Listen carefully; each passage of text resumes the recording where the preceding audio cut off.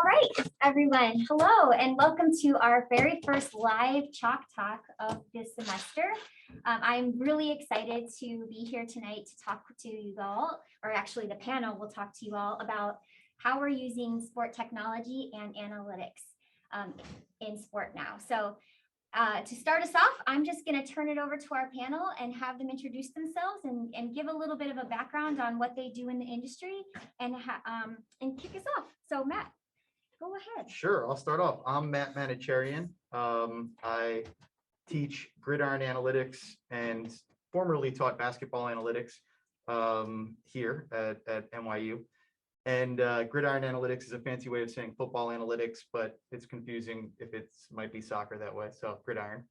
But my background is actually as a football scout. I worked for two NFL teams, the Saints and then the Browns, for about 5 years total. And then from there, I went back and I learned a bunch about sports analytics and ended up at a company called Sports Info Solutions, where we basically gather data and then transform that into actionable insights that might be in the form of a statistic, it might be in the form of some sort of an application that we mostly work with teams, baseball teams, football teams, and basketball teams are our primary kind of markets right now. So that's kind of where I fit in, and I think that's my whole intro. Great. Well, thank you, Matt. All right, Brian, what about you? I'm Brian Hall. I'll be teaching artificial intelligence and marketing research and analytics in the spring. I also teach an artificial intelligence class online. It's not for credit. My background's a little bit complicated. I was originally an economic statistician. Then I worked in finance. I decided to retire from finance. And I'm actually finishing up my graduate studies at Harvard now. I study AI and machine learning there. And I was lucky enough to get introduced to this program and work with the faculty here. It's really amazing. So now I primarily work on applying AI and ML to sports. So kind of applied research. Great, thanks, Brian. And Chris. Hi, I'm Chris Bitetto. I am currently teaching baseball analytics online for a certificate program. I work with Major League Baseball in the Replay Operations Center since 2015.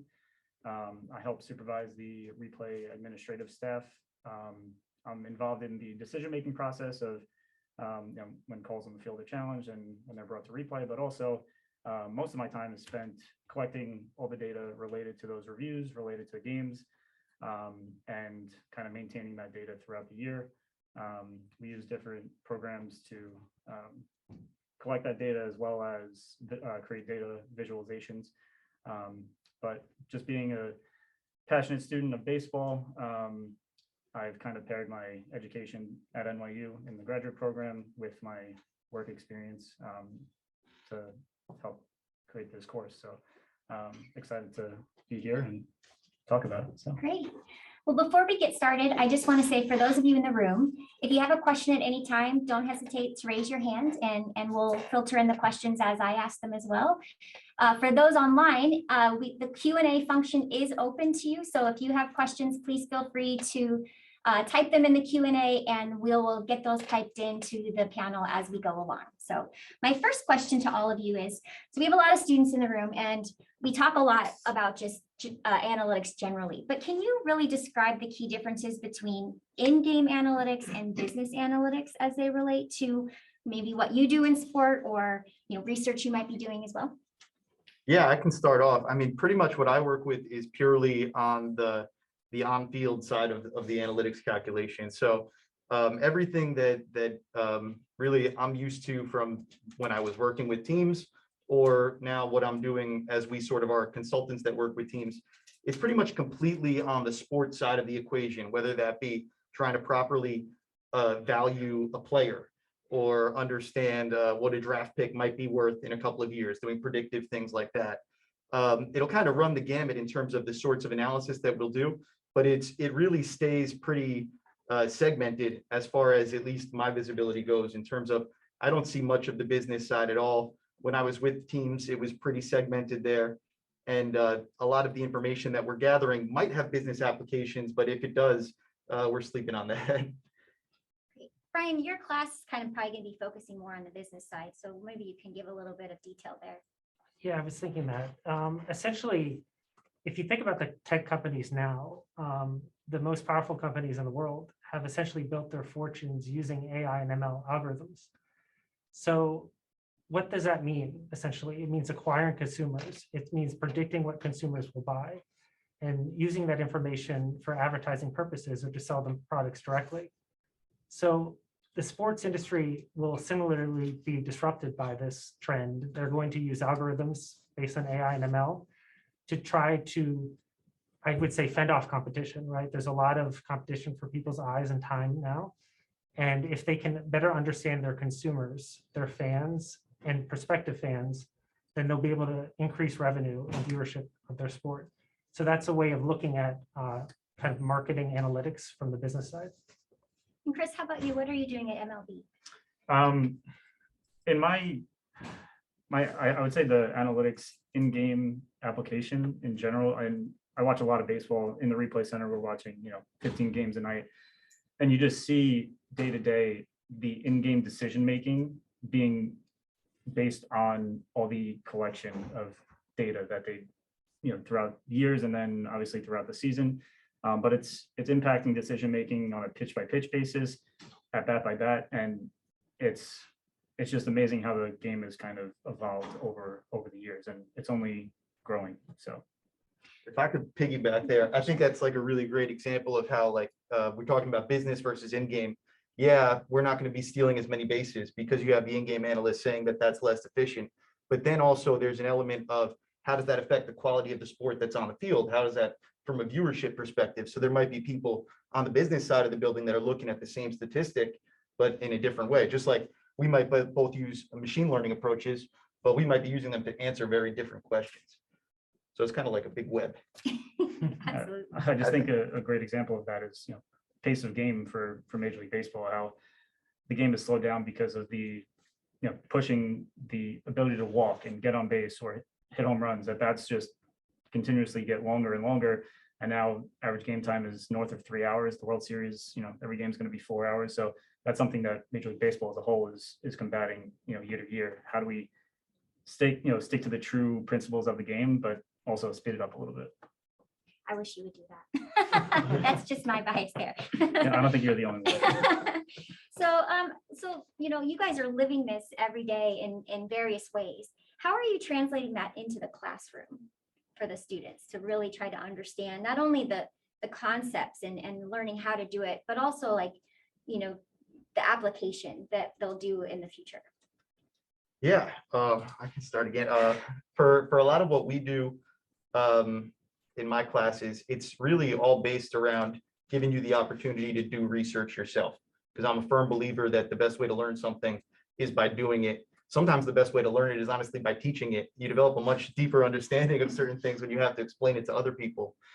But so for us, we start with the building blocks. We do a little bit of basic R coding in my classes, which scares a lot of people at first. But I really do believe that if you're serious about getting a job in that sort of a field, then developing some sort of a coding background, at least a familiarity with it. If you're not doing it yourself, hands-on keyboard every day, at least you can interact with the people that are and really understand their job. So we do a little bit of that. And then we work on understanding a lot of the concepts, a lot of the best research that's been done to this point. And then by the end of the class, really, as opposed to doing tests and things like that, it's all about group presentations where I don't know exactly what the final presentation will be this year, but each group of students will be asked to solve a problem by using the data skills that they've learned along with their critical ability to think about the sport. And to me, that's basically what I do at my job every day. So what could be better in terms of what they could do?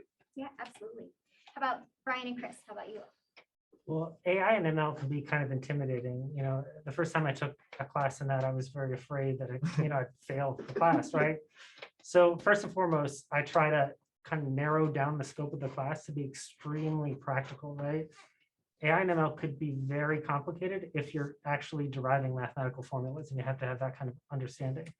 I try to shy away from that. I'll let the future Nobel Prize winners work on that. But instead, what we do is, I want students to pick the sport that they're interested in, find data, work with it, try to solve a problem. I mean, if you're sitting here or listening to this, you're interested in sports analytics. And essentially AI and ML is just a more modern approach that happens to be using a little code in order to solve very similar problems. It's very powerful. So I just love to have the students kind of tangibly use it on a problem that they're excited about, and then see actually how easy it can be with some time put into it.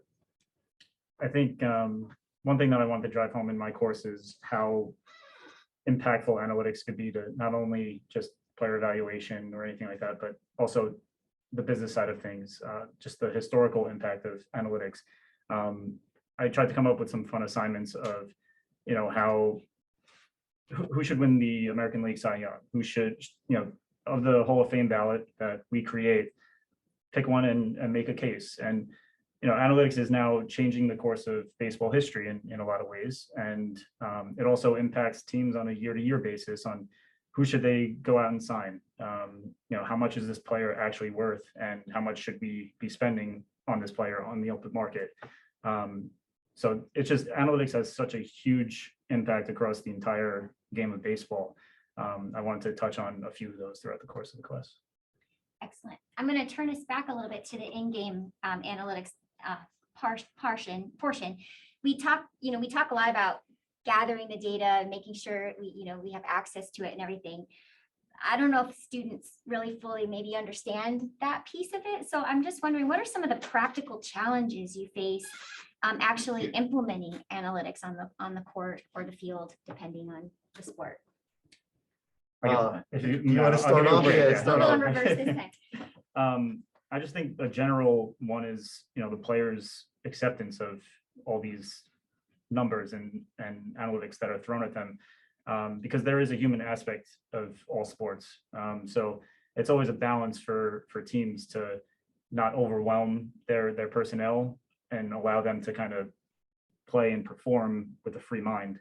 I think the cultures that some organizations create from the top down may have a certain advantage that if you're a smaller market team, you may, kind of run things a little differently and kind of groom those players from the moment you draft them all the way to the point where they're up in the major leagues, as opposed to a major league team where they have all the resources in the world that are in a big market, but now they also have to kind of do the nitty gritty data collection and apply it in that same way. So yeah, I think it's a constant battle of not overwhelming your personnel while also showing the true value of it and why you need to use it. Well, I mean, I think AI and ML is even more of a battle. It's almost like you think about Moneyball and how that kind of opened up the sports to analytics. The kind of statistics, Billy Beane was fighting with others about were relatively simple, right? It's kind of intuitive, straightforward statistics. AI and ML is more of a black box. It is more complicated. So it's a little bit more difficult for people to understand it and also accept it. I know the first time I've kind of used it and it's successfully being used, it almost feels like it isn't real. Like, how is this working? Like, this doesn't make sense, but it's, kind of eerie how it works. So with that feeling, even for somebody like me, when I'm using it, I think it could be a good 5-10 years until there's like a Moneyball 2.0 and AI and ML really get spread throughout sports. And I think one of the biggest barriers is the lack of talent. Sports have their own talent. That's the players. They're very expensive. Google, Facebook, finance has their own talent. The AI, ML, algorithm people, they pay a lot of money too, right? So it seems like finance and the tech companies are snapping up all the best talent in the world for AI and ML. And sports, obviously is snapping up the best physical talent in the world. So AI and ML needs to be more democratized. I think more people need to understand basic coding and how it works. And then from there, there'll be more people and advocates within teams to then help it spread. Yeah, I agree with both of you guys. Like, basically, I think it's different versions of like adoption, which is really like the challenge of communicating what we're doing here in a way that people will actually buy into. Not just players, but it could be coaches, it could be the front office. The owner is really important to get on board because they sign the paychecks. And like you're saying, like, it's funny because when I'm interacting with teams on a daily basis, a lot of times, a lot of my job is trying to convince them to adopt more of this stuff. And sometimes I'm talking to the people that I'm preaching to the choir within the team, right? I'm talking to their analysts who are trying to get that budget themselves, but it's the other battles. And it all comes down to creating information that's actionable so that it's useful to them, being a little bit patient because it takes time, right? Like you said, like 5-10 years. But then at the same time, I'm always thinking, it's kind of ridiculous that we'd have to wait 5-10 years. If a team could figure out in 2 to 3 years how to get a big advantage, that how are they spending $100 million, $200 million on their salary each season and not really paying much more than 6 figures for this sort of a thing? It's going to cost money to get really good talent, like you're saying. But I think it's hard work, like gathering data, cleaning data. There are a lot of really difficult aspects throughout the whole thing, but adoption and what is controllable about that to me is communication is what ends up being, I think, the really important thing. It's fascinating, by the way, to hear you talk about how not intimidating ML and AI can be, because I think it's like, I scare enough people with just like basic R, and it's really not that big a jump though. Like when you really start to understand things, like it is a bit of a black box, but I wish it was less scary. Yeah, I mean, I think the hardest part for somebody using AI and ML is understanding their data. Right. Right. If you have bad data, if you don't understand what data is important, you're going to get really terrible results. But I think, everybody here tonight in the audience, you might not realize this, but you have years of understanding data in an industry. You know the nuances of your sport.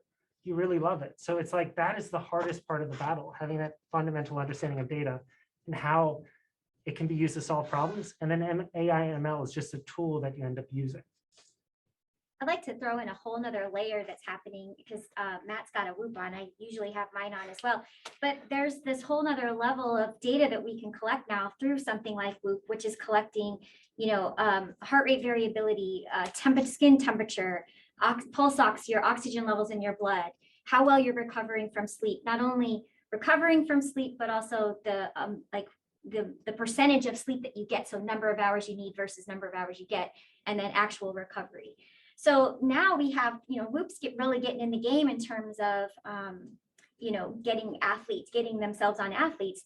How do you think that this type of data, so we have our performance data, right? We have, how well they're hitting or how well they're doing in terms of the sport performance, but there's this whole nother new level underneath it of health performance, right? And how that is going to influence. So if you have a starting pitcher, to turn to Chris, who has a 1% recovery on his Whoop, do you start that pitcher? Like, how do you think that's going to start to play into decision making in terms of performance overall? I'll take it a step further. I think, this idea of an off season, it's getting less and less of a thing. It's not real anymore because being an athlete is 24/7, 365 for however long you play in the industry. And, managing your health, your habits, sleeping, eating, whatever it may be, is almost as valuable as your performance on the field, because you need to, it's an old cliche, but the best ability sometimes is availability. And when you're in an industry where teams are willing to spend guaranteed millions and millions of dollars on you, you need to be able to go out on the field and perform. So it's something that I've always looked at pitchers getting Tommy John surgery or these rare injuries that are long-term recoveries and a lot of missed time on the field. If you can avoid that, teams should be investing as much money as possible. Kind of like Matt said, this is something that you should stay ahead of the game on. So that's one thing that I think you'll continue to see teams look to do. Do you think they'll go so far as, because for those of you who might not have a Whoop, just to give you a little background, in your recovery score, you get a red, a yellow, or a green. And so it'll show how well your body's primed to perform. Okay, so do you foresee a future where you've got somebody coming up that's supposed to, they're on the pitching cycle and it's their turn, but their recovery is in the red, but yet your other players are in the green? Do you make those types of decisions, or do you just move forward because it's that person's turn to play? Do you see any changes there?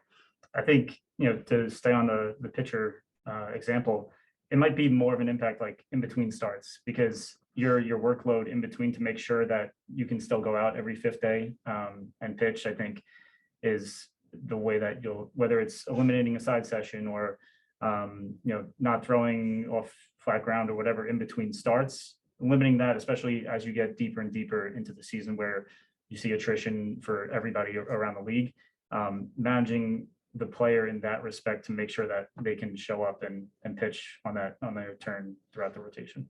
Are you using any of that type of data yet? No, not in replay, that's for sure. But Well, I just mean that any teams in the MLB using that type of data yet? I'm sure they are. Yeah, Absolutely, yeah.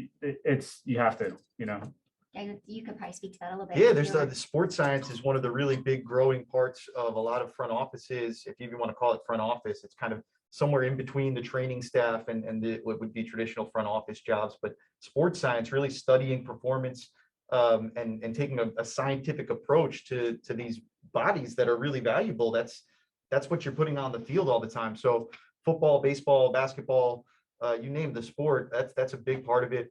Look what Bryson DeChambeau is doing in golf. He's using a lot of this sort of stuff. You can use things also that can give you even more specific sort of readings. So whether it be using force plates so that you can see, and I think teams are already skipping starts for pitchers, pushing somebody back a day, not using him this day. You definitely see it in football where you'll like sort of see like players get scratched now, almost like you have the NBA rest days where guys are just, yeah, they probably could play. And historically it would have been, we're tough guy football players, the best ability is availability. And it's like, oh, maybe not. Maybe the best availability is Gronk in the playoffs. Yeah. I think that stuff's really being used at different parts. And like the great thing about Whoop and a lot of these is giving you an individualized data set, right? So we've gotten really good with sports, having all the tracking data going from just measuring results to measuring process. This kind of adds a layer to that. Not only do you have this 24 hours throughout the day, but it's not just, oh, most people need 8 hours of sleep. Therefore, we're going to compare you to that 8 hours of sleep benchmark. We're going to figure out what you need usually to get your levels at the optimal range. And then we're going to judge you based on that.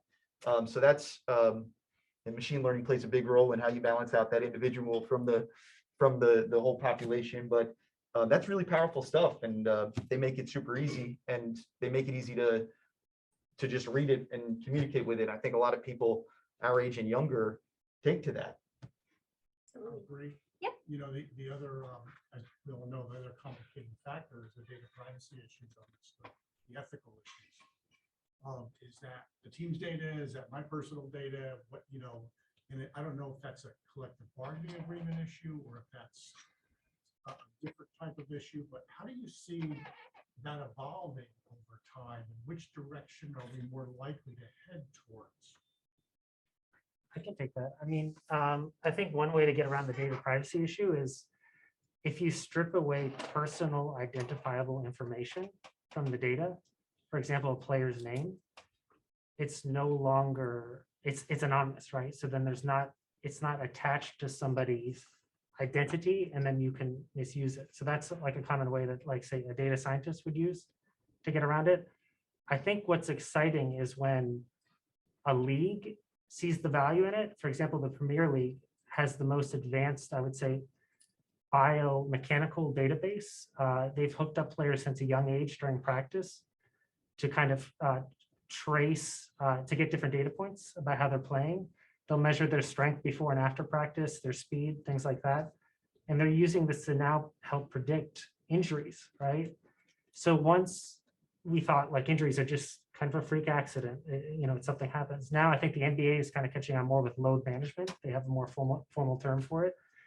But I think now with what the Premier League's doing it is you can literally put up a red flag and know, hey, this player's workload should be decreased, say 50% this week. And that will, decrease their chance of injury by 80%.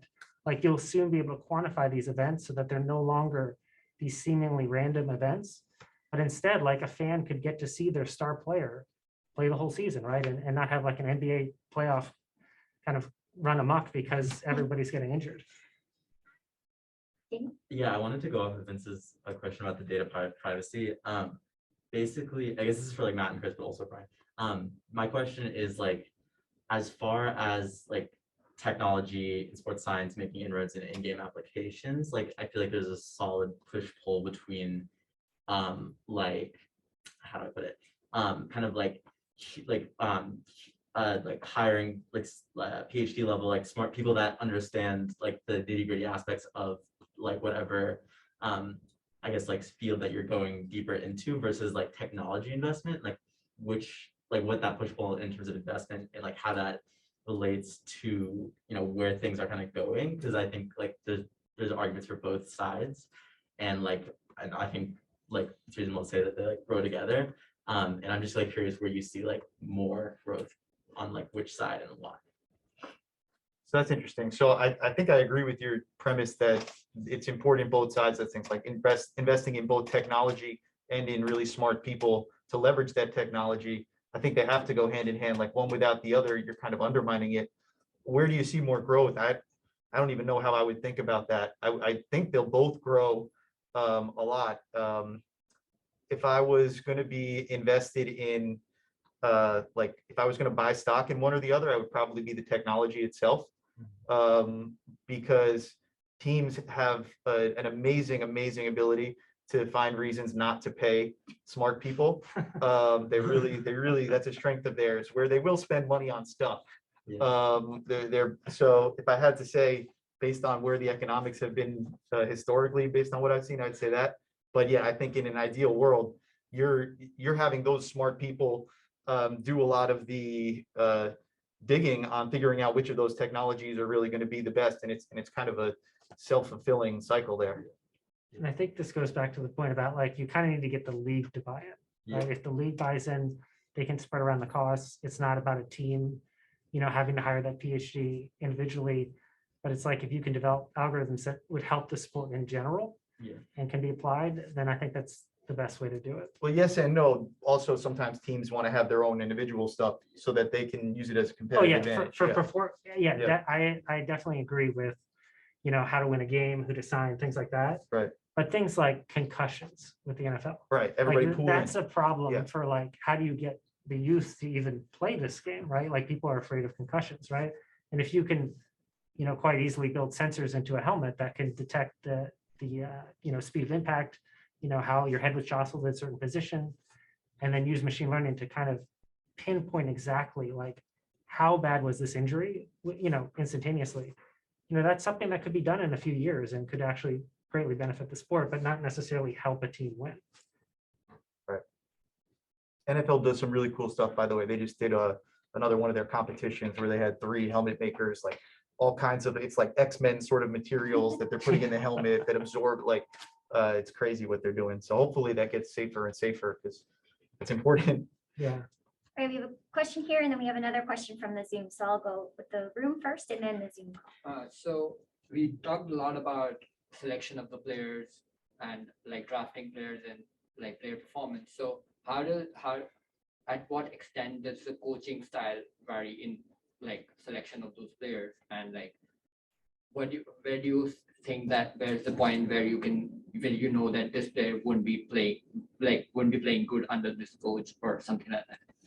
Yeah, so it's different depending on what sport you're talking about. I think you'd say like in baseball, it's much more a good player is a good player, whereas in football, it can be a little bit more, you want to fit whatever system you're going into. Are we running a 4-3 on defense or a 3-4? Are you going to be a tweener in this system, but you're a great fit in that system? So it's a little bit more important in that way. Unfortunately, I don't think you really get great results on, like, it's hard to get a lot of really good data on this, because I think it's only fair to judge somebody in the context of where they actually went. Like, we know how good Patrick Mahomes has been on the Chiefs. We have no idea how good he would have been if he was on the Jets. I think there's a good chance that he's not as good as he's been. He has a lot more games that look like this past week as opposed to what he's done over the past couple of years, but we don't know that. So we try to do things to say, okay, generally players like you, how do they perform in systems like this? And so we can do some analysis of players before they're drafted to try to find out which systems they're more